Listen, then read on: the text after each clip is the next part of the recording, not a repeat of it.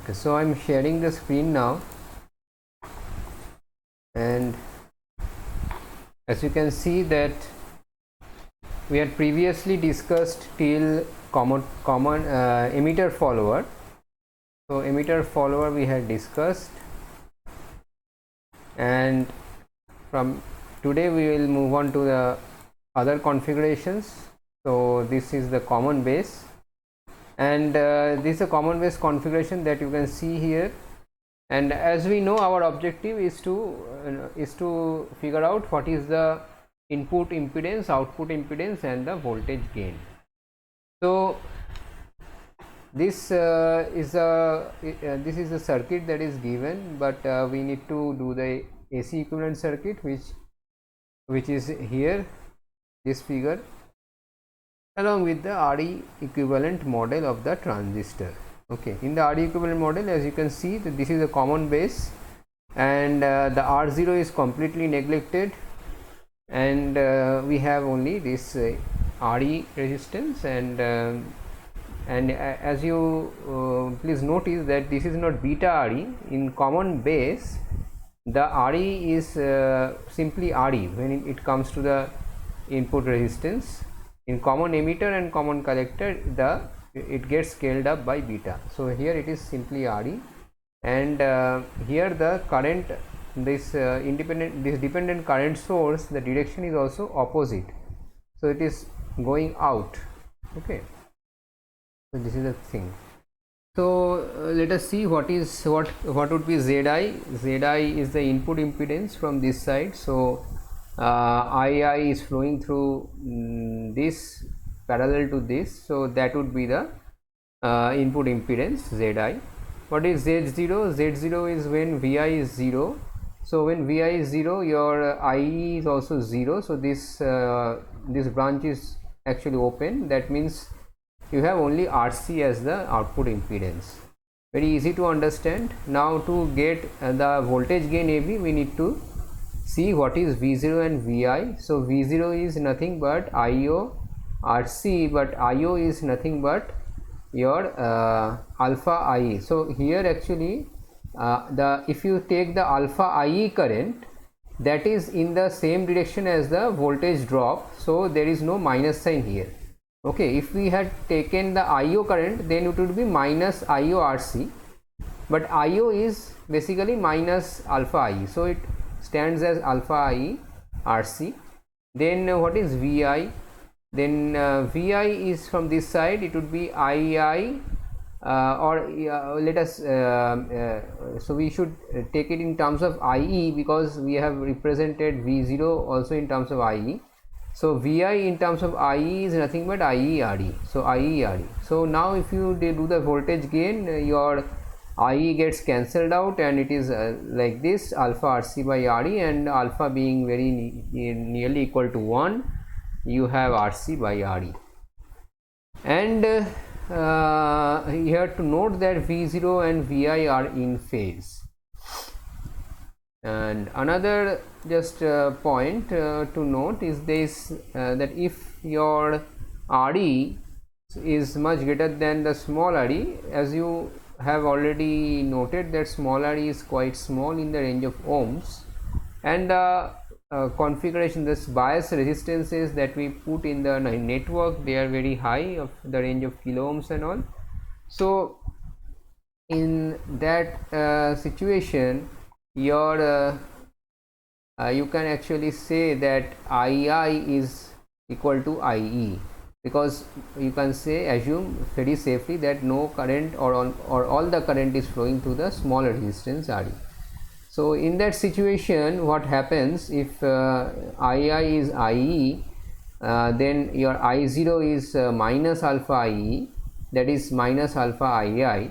So you can safely say that the current gain, so if this is the first time we are trying to calculate something called the current gain, the current gain will be IU0 by II, which is minus alpha, almost equal to minus 1. So the same current, so this is known, actually this is a emitter current, this is a collector current, so the same current is flowing, and it is minus because the direction of this current is into the port, and the direction of this current is coming outside the port. That's why this is -1. Sorry, I0 and II. So 1 minute, sorry, I0 is in this direction from right to left, and I is from left to right. So that's why these two current directions are opposite, which is reflected by this minus sign. Collector feedback configuration, this requires some more analysis and some more paying attention, because what happened here in collector feedback configuration, if you remember, there was a resistance that we take from the collector point and tie it up to the base. So this RF is a feedback resistance. So that's why this is called collector feedback. So there is some feedback from the collector side to the input side, and when this happened, then the AC equivalent circuit looks like this, where you see what are the resistances at the base terminal. So of course there is this RE, and this is common emitter, so this RE comes as beta RE. Now there is previously this beta RE was in this side, and then another current source beta IB in the output side. There was no joining between them, but now there is a joining. Okay, now there is a joining by this resistance RF. So between points B and C there is this RF resistance coming in. Okay, so this is this introduces a new complexity, and the other things are same. There is an output resistance is like RC, and what is the complexity associated with it? It is only that this new current I dashed comes into the picture, which we have to actually keep in mind while doing the analysis. Now you see how we have proceeded. So we are trying to figure out what is Z, what is Zi. So Zi is Vi by Ii, Vi by Ii, but Ii is actually Ii would be Ib minus I dashed, Ib this current minus I dashed this current, and I dashed is now I0 minus IC. So you see the currents are getting related to each other because they are flowing. So there are these node equations that relate the I to I0 through these internal currents. So in this manner we have to proceed. So I dashed is I0 minus IC, I0 minus IC. So I0 we can get as I dashed plus IC, which is beta IB. So these are some relationships from the current, from this applying the KCL at this nodes B and C. We write down these equations for our reference. Now first it is I think it is easier to calculate the to go to Zi, we have to go through a lot of steps. So the collector feedback requires some detailed analysis. So please remember this. So if it comes in the examination or somewhere, so you have to be more careful while doing the analysis. So you see now here I dashed is nothing but V0. I dashed is the voltage between these two terminals by RF, right? And the voltage here is V0, voltage here is Vi. So I dashed is nothing but V0 minus Vi by RF. And V0 is what? V0 is I0 RC with a minus sign, minus I0 RC. Also I0 can be represented in terms of I dashed and IB. So that is done here. Now Vi is what? Vi is IB beta RE with this branch voltage drop IB beta RE. So this is Vi.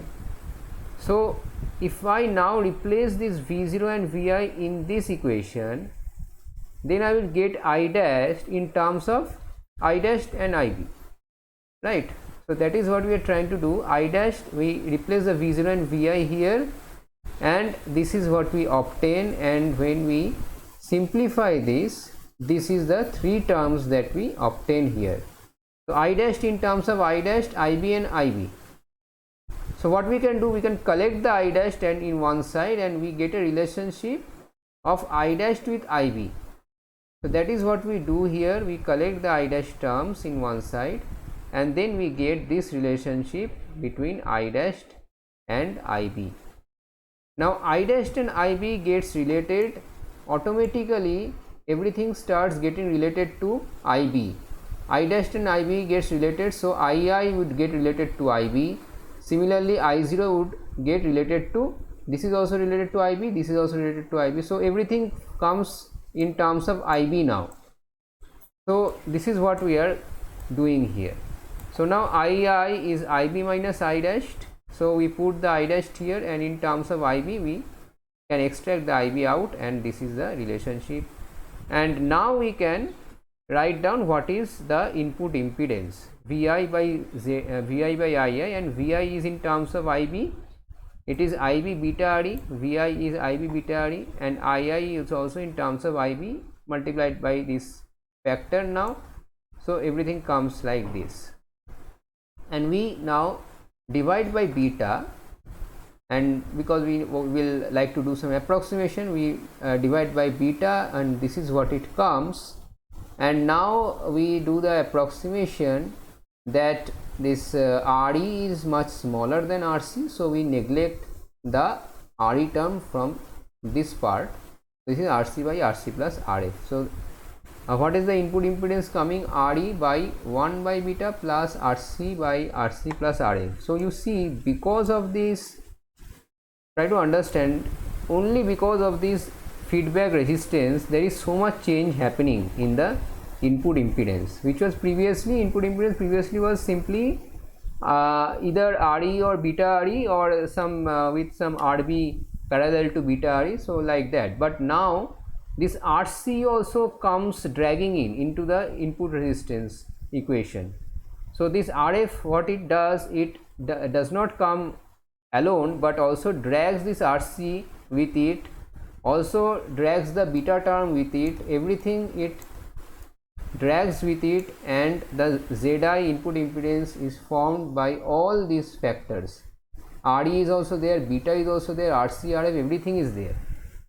And so you need to be careful, and you can remember this formula if there is a simple numerical, but otherwise if you should remember the steps, how we are arriving at this equation. So that is important to remember always, because if at all you forget the formula or something, you can always derive it. It would take maybe 5 or 6 minutes more, but still you will land up in the correct equation if you remember the steps on how you are actually deriving the formula. Now what you have to do next is Z0. So Z0 we figure out when Vi is 0. So when Vi is 0, so this is very easy actually. When Vi is 0, then you don't have these currents flowing here, and so these are all open now. Then RC and I think RF is there, so this branch is not there anymore, and this, since Vi is 0, so this branch is also shorted. So this branch is open and this branch is shorted, so you have an RC, and from the same point RF coming to ground, so it is RC parallel to RF. I hope you understand that, RC parallel to RF. Now the gain, so Vi is already IB beta RE, and V0 is minus I0 RC, but I0 is I dashed plus beta IB, and I dashed also we have found out in terms of IB. So we replace that, and then V0 comes out in terms of IB, and then we can divide V0 and Vi, and this is what comes out, and we do some approximation, very small approximation. So RC plus RE can be written as RC. So this is the thing. And if you expand this, so it becomes RF by RC plus RF. Now if your RF is chosen much greater than RC, RF, remember, it is the feedback resistance, so you have put that resistance in the configuration in the network. So it is your choice whether to keep that resistance or not.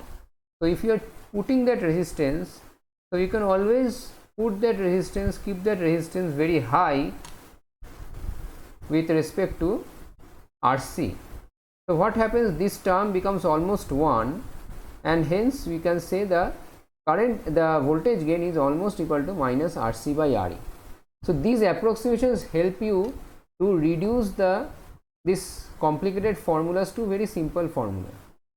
So what happens, actually, if you identify in the given numerical problem that RF is much greater than RC, then you can straight away employ this formula minus RC by RE, okay, and no longer to remember this complicated formula or to like derive this everything. Those things are not needed anymore. So it is always good to remember the approximated formulas and the assumption, what is the approximation that is employed. So that is also required to be remembered. Only then you will be able to employ the approximated formula. And this is very obvious that these are out of phase. Now the next configuration is the collector DC feedback. So collector DC feed, so previous one was collector feedback, simply collector feedback, only one resistance was coming in the base. Here it is collector DC feedback, so there are two resistances, and the midpoint is actually grounded through a capacitance. And we know that when we come to the AC equivalent circuit, this is a short, so this means that this point is grounded. So when we draw the equivalent circuit, what we see at the base side, we see the beta RE, of course this RE is there, it comes as beta RE, and also an RF1 which is coming to ground, okay. So the RF1 is coming to ground. Then at the C, at the capacitance, at the collector terminal, we see that RF2 is resistance coming out and then going to ground. So here you see RF2 going to ground, and R0 is put here, but R0 is often, so you see there is it is greater than, so it will be neglected very soon, but we start with R0, we can start with R0. Now the other thing is that this beta IB current source is also there and the RC is also there. So with this now we can start analyzing the network, and what we are trying to find out, we are trying to find out ZI, Z0 and AV. So what is ZI? ZI is simply RF1 parallel to beta RE. So this is very obvious, no more explanation for this. Z0 is what? Z0, if you see, so when Vi is 0, so this branch is not, this branch is open, so all these resistances come in parallel. So RC parallel to RF2 parallel to R0, but R0 is very high, so that means the parallel combination would reflect the numerical value of RC parallel to RF2. If your R0 is quite high, if your R0 is more than 10 times RC, then only you can employ this approximation. So it doesn't need to be very high, just 10 times RC is fine, okay. So the next thing is your AV. For AV we have to find out V0 and Vi.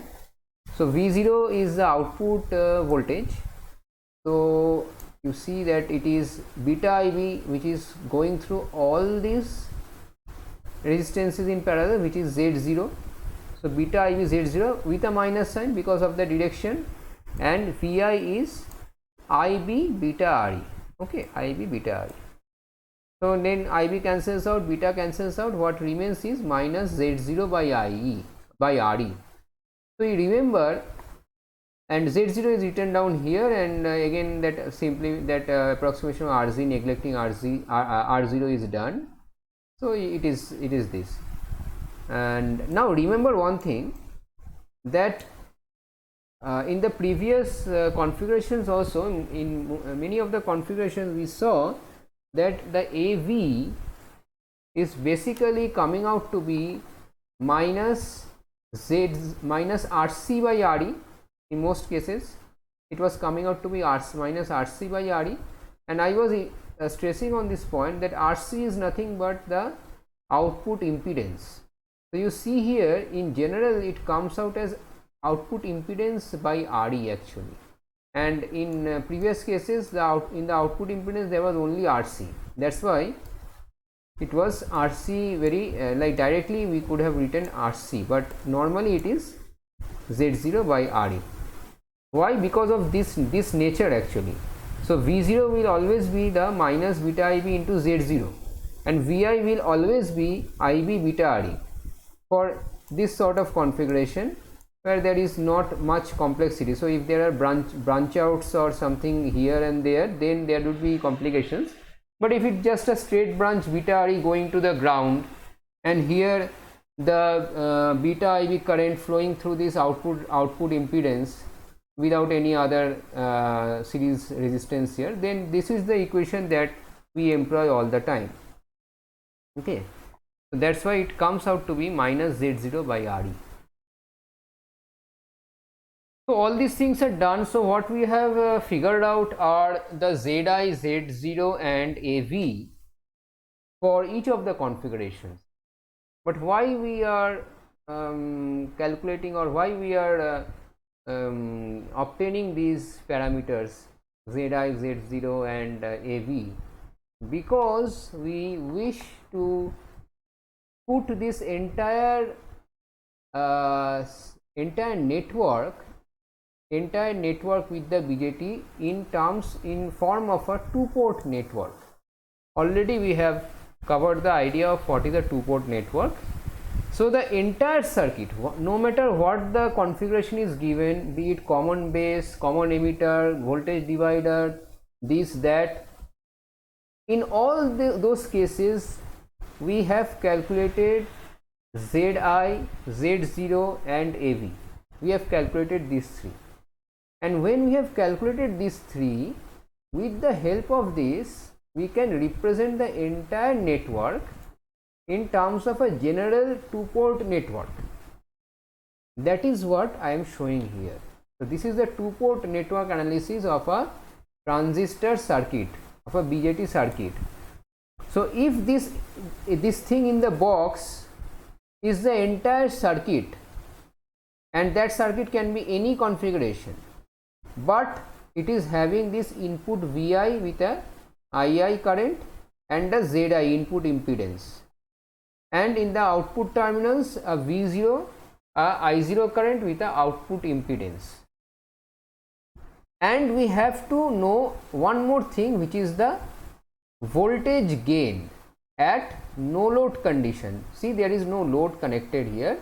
So no load condition voltage gain we have to obtain. So that is what the voltage gain we have actually obtained. So if you go back and try to observe, in no cases of obtaining the voltage gain we had connected any load or any source in the networks. So we have only had a conceptual Vi and V0, but at the V0 terminal there was no external load connected. Yes, the RC was acting as a load, but it is a resistance given by the configuration, given by the network. Okay, but you have to connect an external load to that network. That external load was not connected, so it was a no load condition, and we did not even connect a source to the network. Only we considered, yes, if a source is connected, then some Vi would appear here, but the actual source was not connected, because if we actually connect a source, it comes along with a source resistance, so that was not connected. So what we obtained is actually this AVNL we obtained all the time. So we can actually obtain the AVNL independent of the source and the load. So when this is important to realize that all these networks that we considered, the parameters that we obtained are independent of the loading situation and the sourcing situation. It is independent of the loading and sourcing conditions.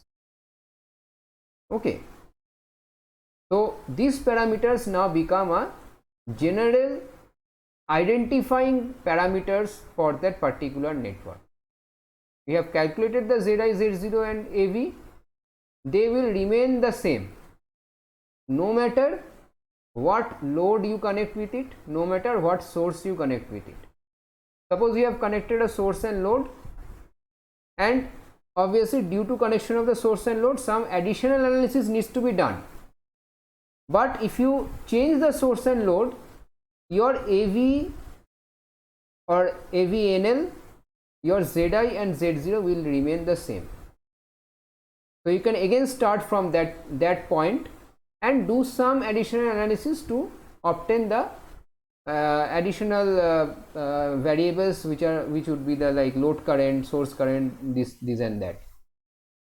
So this is important, and that's why we figure out these general parameters. So when we figure out these general parameters, this is how we represent them, and this representation is actually can be represented in this way. So if Zi is Ri and Z0 is R0, then we can represent this in terms of a circuit like this.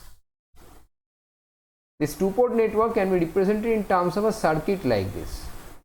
Here very easy to understand that Ri is nothing but the Zi, which we calculate for some network. The R0 is nothing but the Z0. The Z0 is nothing but the R0 here, and the V0 is AVNL Vi. So this is what is coming here. There is a dependent voltage source appearing here, which is AVNL Vi. This Vi, whatever voltage appears here, the voltage appearing here is AVNL times that voltage. Then V0, when it is no load, V0 is same as AVNL Vi, and the impedance that you observe from this side, when Vi is 0, the impedance you observe from this side is nothing but RO. So Z0 is RO. So you see that all the different complications that were there in the network, in the different arrangement of the resistances and the transistor, how it is connected in the network, all that is in general looking like this for all the different configurations. In general, we can draw up this network to represent all those variety of networks we can represent by this network. So this is a higher level of abstraction where we are entering. So this network is actually the network which governs all those different networks which were looking so different, but in reality we can represent all of them by this same network. Obviously the values of Ri, R0, AVNL will keep on changing, but that is all, nothing else. So you can always keep on changing, but after that the structure of the network remains same, and then the remaining analysis remains same.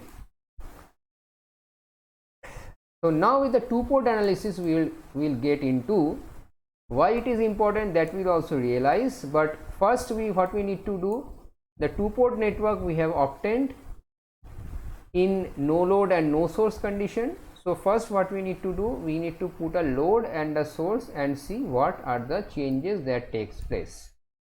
So with the load resistance, so when we connect the load resistance here now, then what happens? So this is the configuration drawn up now in this way, in terms of Ri, R0 and AVNL. We draw it up and we connect only a load resistance we connect, no source is connected, only load resistance is connected. Then you see that your V0, what your V0 becomes, you observe this circuit, V0 is nothing but a volt, it comes as a voltage divider rule between this point and this point. So these two resistances are there, here the voltage is AVNL Vi. So this voltage is nothing but RL by R0 plus RL, AVNL Vi. So AVL we define, AVL is the gain when there is a load. So it is not no load, it is load, it is voltage gain in load condition.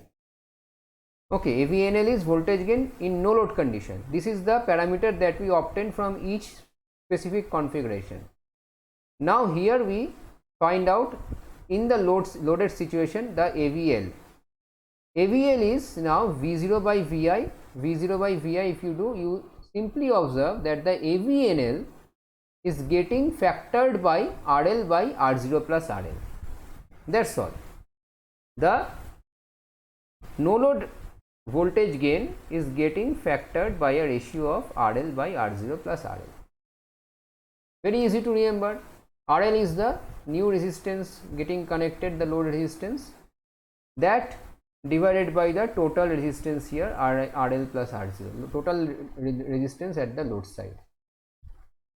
What is the current gain? So you can get an idea of current gain now. So I0 by II is the current gain, and I0 is nothing but V0 by RL. I0 is minus V0 by RL, and II is Vi by Ri. So V0 by Vi is AVL, V0 by Vi is AVL. Notice that this is loaded condition. So right now we have calculated this. So this is what is you are using. So AVL into Ri by RL. Ri is the input side resistance here, RL is the load resistance here. Okay, this thing you can calculate. You don't need to remember all the formulas. So I am stressing this all the time. So you don't need to remember all the formulas, but remember the remember how you are working out the formulas. Okay, so that thing you should be more comfortable with. So you can get any formula, but I would suggest you to remember this formula, the formula for AVL, because this is very easy to remember. If you have AVNL, you can simply calculate AVL by doing a ratio of RL by R0 plus RL. Similarly, now with source resistance. Now here with source resistance, no load is connected. The load is taken out, but the source is inserted. So now what happens? You will notice some changes now in the voltage gain. So you see that Zi and Z0 remains unaffected because they are defined at the ports. So they are defined at the ports. So they are always defined at the ports. So Zi and Z0 remains unaffected due to the load connections, load and source connections. Only thing that gets affected is the voltage gain, because now in the previous situation, due to the load, the output voltage becomes different, and now you will now consider the Vs as the input load, not the Vi. Okay, you will now consider the Vs as the input load when the source resistance, Vs as the input voltage when the source is connected. So now you see what is Vi. Vi is this Vi we are trying to get. Vi is also now again as a voltage divider rule. It is Ri by Rs plus Ri into Vs, and V0 is nothing but AVNL Vi. So AVS, the voltage gain due to source, only source, due to only source. So this is V0 by Vs, which is now, you see that if you do V0 by Vs, then you will get Ri by Rs plus Ri AVNL. So this Vi is this thing, you write it here, and then V0 by Vs is Ri by Rs plus Ri AVNL. Okay. Now normal situation is this, that you have the source, you also have the load, both you are having. In usual situation, usual circuits, you will actually have the source will always be there. Sometimes the load may be there, sometimes the load may not be there. So now you have to find out what is V0 by Vs in presence of both the source and the load. So you see the same thing holds. Vi by Vs is Ri by Rs plus Ri. Again from this side, V0 is nothing but AVNL Vi RL by R0 plus RL, and then your Vi, so V0 by Vi, if you do, V0 by Vi is this thing, and Vi by Vs is this thing. So AVS, which is the complete voltage gain with source as well as load. You could say that an L could be inserted, but normally it is written as AVS only. So it is a complete voltage gain, that is V0 by Vs.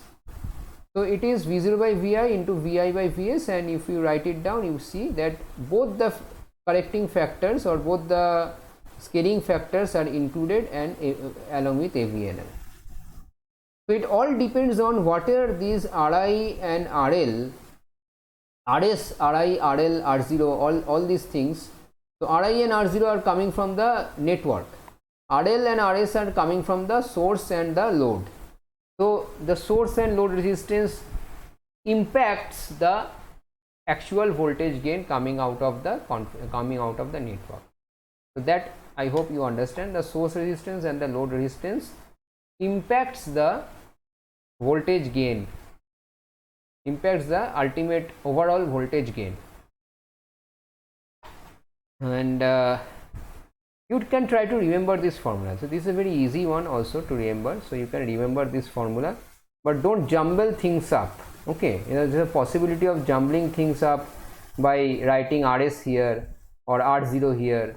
Okay, so at the bottom it is very easy. So both the resistances would be there, Ri plus RS, R0 plus RL.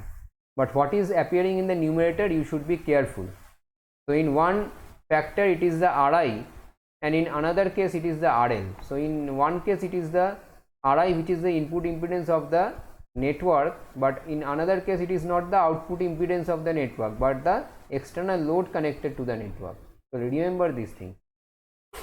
Now AIS, the current gain, total current gain I0 by II, again you have to do it in the same manner, and you find out it is nothing but AV. This should be AVL.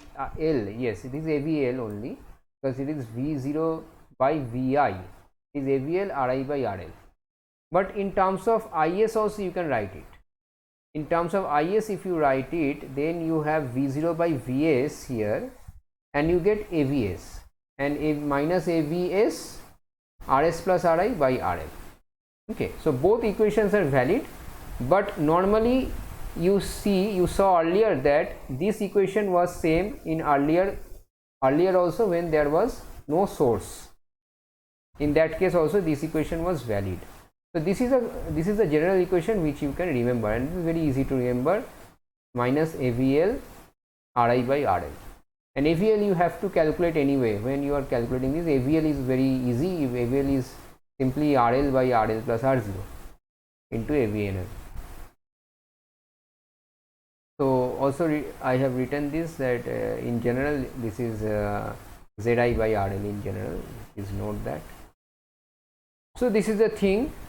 So now why we have spent such a lot of time in like figuring out the Zi, Z0 and the voltage gain, all these things for each particular network, then like we drew them up as two-port networks. Why? Because it becomes easy for us to deal with the a more complicated network by looking at it as connection of various two-port networks. So these two-port networks are, now we can see that they can be connected to each other in the at the output port of one network, the input port of another network comes in. So there we get cascaded systems. So in the case of cascaded systems, cascaded two-port systems, we have the overall voltage gain or the total voltage gain as voltage gain of each of these multiplied with each other. Please take note that these all are voltage gains under loaded condition. Okay, so we have to somehow understand what is the load of this particular two-port network when this network is connected to it. That has to be understood. Otherwise you will not get the loaded voltage gain, because the unloaded voltage, no load condition voltage gain is given normally, but you have to figure out what is the loaded voltage gain and then multiply all the loaded voltage gains to get the final voltage gain, total voltage gain under load condition. What is AIT?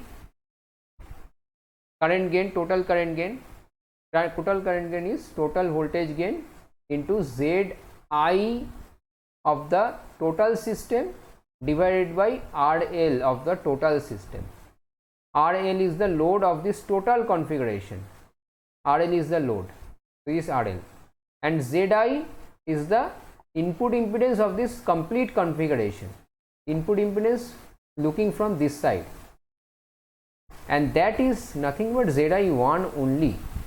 Because if you see from this side, connect a with a VI here, the input impedance you will see is only the input impedance of this first two port system, only that. So that is ZI1. So it is ZI1 by RL. Now to get this AVI, AV2, which are the voltage gains under loaded conditions, we need to consider this two port network as a load to this two port network. And when this is treated as a load to this two port network, the input impedance of this second network acts as a load to the first network. This is always true. You have to take it intuitively right now, but you can maybe in the common sense, it is understood by common sense, that when you connect this, the input impedance of this network acts as a load to this network. The output side does not act as a load, only the input side acts as a load to this network. Okay. So that changes a lot of things, and we will quickly go through one example where there is two such networks connected in cascade. The first one is an emitter follower with the parameters given like this: Zi, Z0, AVNL all given, and common base. The second one is in common base configuration, and the Zi, Z0 and AVNL are given like this. Now a load is connected 8.2 kilo ohm this side, and a source is connected with 1 kilo ohm RS, 1 kilo ohm source resistance. Now what is AV1? This one. To have AV1, you see the formula for loaded voltage gain was RL by R0 plus RL. So RL, what we should treat as RL? RL is Zi of Zi2. So Z input impedance of the second two port network is the RL. So Zi2 divided by Zi2 by output impedance of 1, Z01, into AVNL of 1, AVNL of 1. So this is 26 by 12 plus 26 into 1. So something comes out, that is your AV1. Then what is AV2? Same formula, but now RL is this one. RL is the RL of the network. So 8.2 divided by 5.1 plus 8.2 into 240. AVNL of 2 is 240. I hope you are getting this, and you have to practice more examples from the book. All the reference books have lot of examples in this line, in this direction. And now AV total. AV total is nothing but AV1 into AV2. So whatever you have found out here, you multiply them, you will get it. What is the AV total is? AV total is only due to the load, not due to the source. Please remember this. Here the AV total is only due to the load. No source is connected here. So when you connect the source, what happens? You can now treat it in this manner. So there is now a you can treat it in this manner, that now a cascaded system in total appears as a two port network which has a AV total with the load RL connected.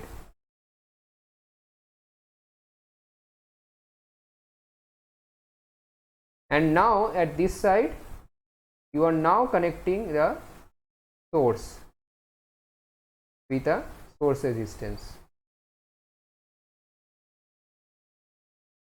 Okay, Vs.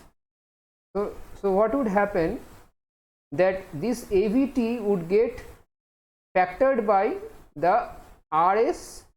So here there is an RI here of this total configuration, there is an RI here.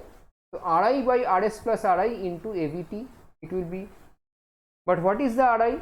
RI is the RI of the first two port network. RI is the RI of the first two port network, which is ZI, ZI1. ZI1 is 10 and RS is 1. So it will be 10 by 10 plus 1 into AVT. And AIT is what? AIT is nothing but minus AVT RI by RL. RI is the RI of the first network, ZI1. This is the only thing that you need to understand, that this RI is the RI of which network, by RL. So if you remove the EF block, so there is this type of questions might come.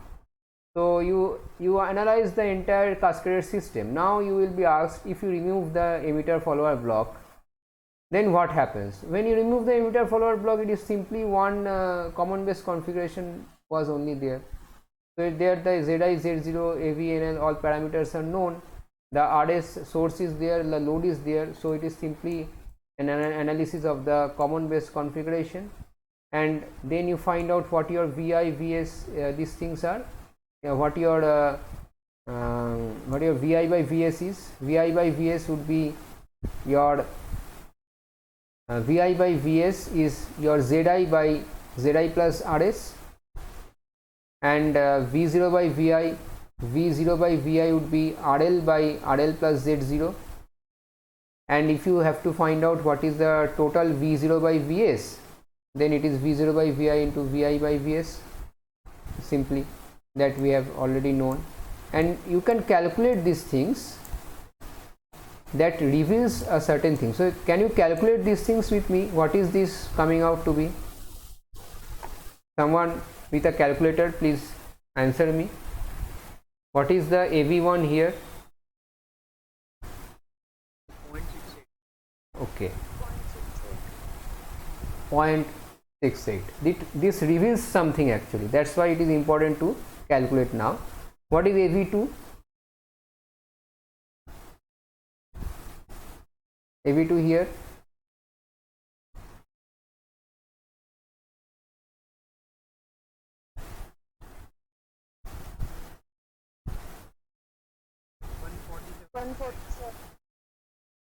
$147.9. Okay. So what is the total AVT is coming out to be? 147.9 into 0.68. Sorry, again. 100.57. Okay, 100, around 100. Okay. And AIT, this one, 100.57 into ZI1. ZI1 is what? ZI1 is 10 and RL is 8.2. 10 by 8.2. This thing into 10 by 8.2.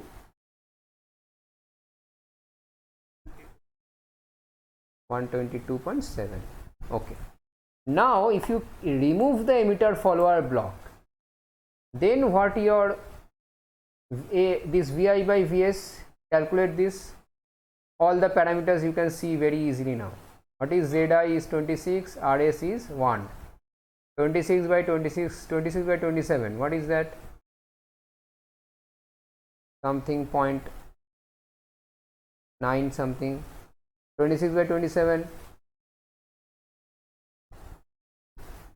what happened? sorry, this is not 26 by 27, this is 26 ohms and this is 1 kilo ohm.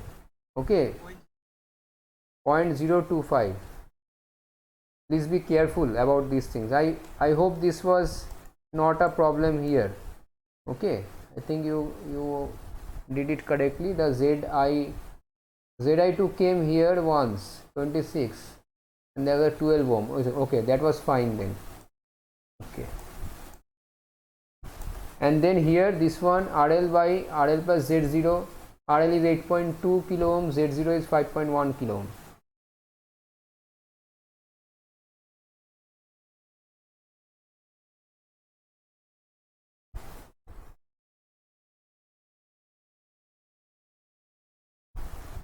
What is the value?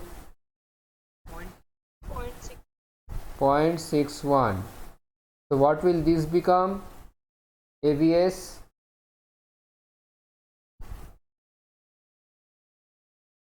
0.015. So you see that although the gain of the no load gain of emitter follower is 1, so it seems as though it does not contribute anything to the overall system gain.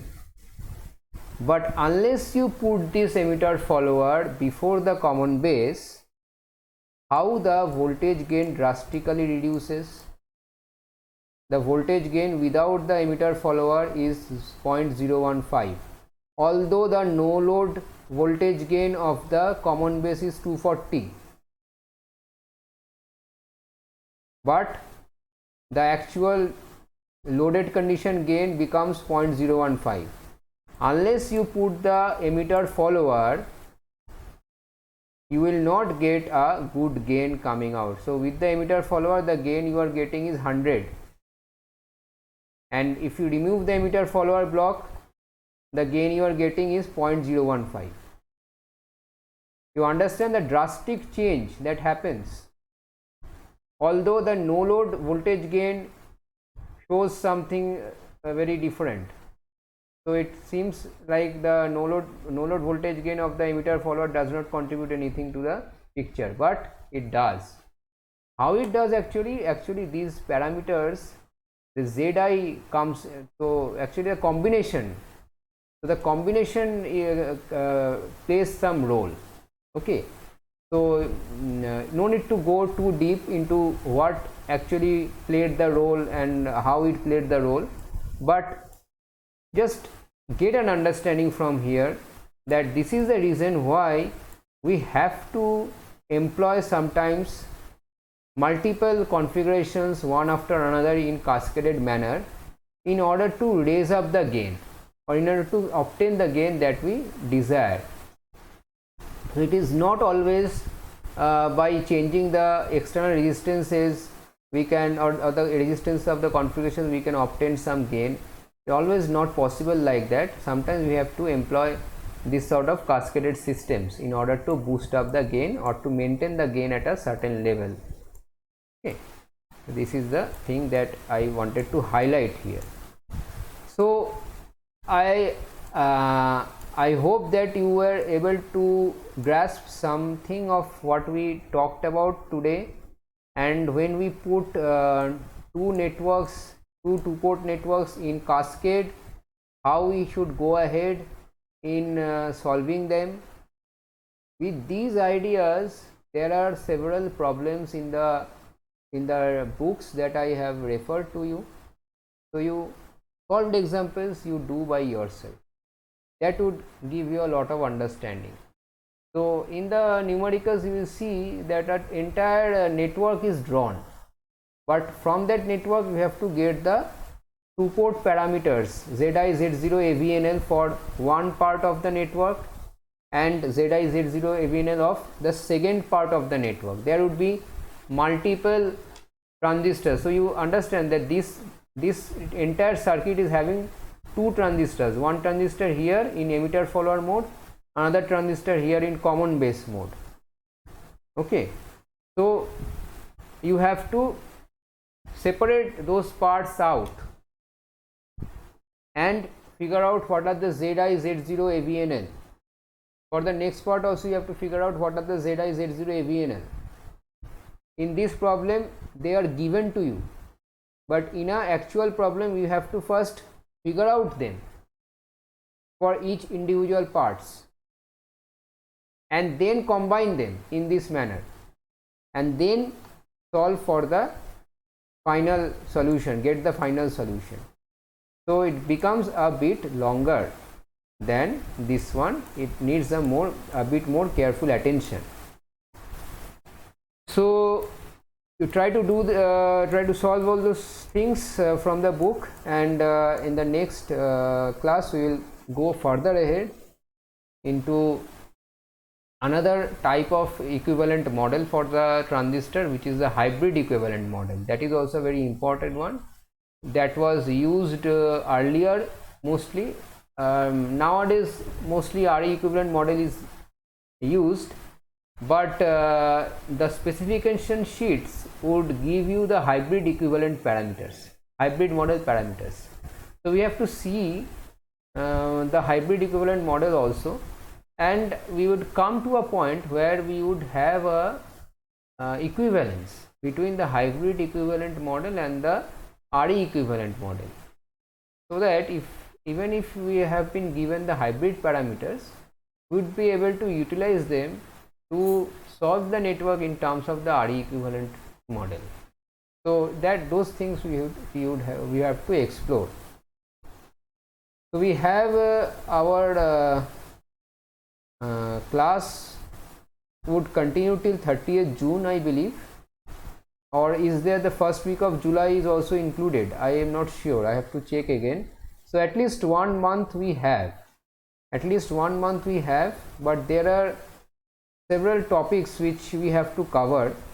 So the hybrid equivalent model, after that we have to come to another transistor, which is the junction field effect transistor, and it has some of its own circuits, and we have to solve those configurations. So there are some topics are left, and I am not very sure whether we would be able to cover in the regular classes that we are having, and I have also not taken the Saturday classes before. So if required, I will tell you to arrange some extra classes, some additional classes, in order to complete the syllabus. So that time kindly provide me with some extra classes, which because I am not taking right now, so if required I will take at that time. Okay, so I will end the lecture now. Thank you.